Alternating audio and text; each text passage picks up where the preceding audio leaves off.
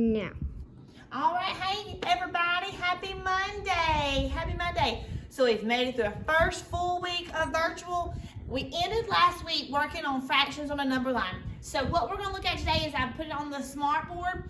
Our objective today is when you get done with the video, I want you to be able to partition it correctly, label the fraction, and then also identify the fraction on the number line if I plot the point. So those are the three things I want us to do when we're done with our video, okay? All right, we learned last Thursday that we have 2 points when we do a fraction on a number line. We have our starting point and our ending point. Remember, our starting point is 0. Our ending point is 1 because all fractions start as a whole. All fractions start as a whole. Now, let's say that I need to partition this fraction number line into 6 parts. If I need 6 parts, how many lines do I draw? 5.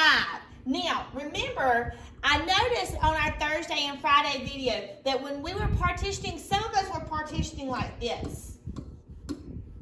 And that does cut it up. But remember, the main focus when we have fractions is that we partition them equally. We want to partition them equally. So when you are cutting your line, you want each section to be the same size or close to possible. So remember, I want 6, so I want to draw 5 lines.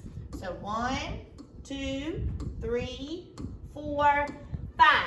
So I want them as close as possible to being equal, okay? Pick that camera up, Elizabeth.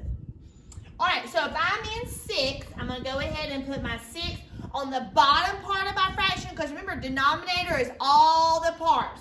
Let's go back and check and see if we have 6 parts. If 6 is on the bottom, we go below the number line and we're going to put dots. 1, 2, 3, 4, 5, 6. 6 parts. Notice my first part, boys and girls, was the section by the 0. That is your first section. Now my numerator, let's say I want to just have the fraction 4, 6. 4, 6. Remember, I'm going to pronounce that TH in the word, okay? 4, 6. 4 is my numerator. Well, we know when we talked about fractions last week, the numerator is the shaded part. So I need to go on top of the number line, and starting at my 0, that's my starting point, I'm going to shade 4 sections. So 1, 2, 3, 4. So this fraction number line represents 4, 6. But this point right here is the point for 4, 6. That's where you would label 4, 6 on your number line.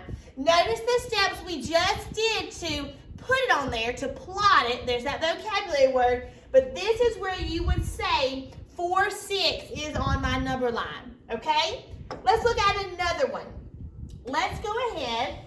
I'm going to do my starting point and my ending point. All right, boys and girls, on this fraction line, I want to work with thirds. I want to work with thirds. So I'm going to go ahead and put a 3 on the bottom. Remember, if I need 3 parts, how many lines will I draw? 2. So now let's look and see. Are those lines correct?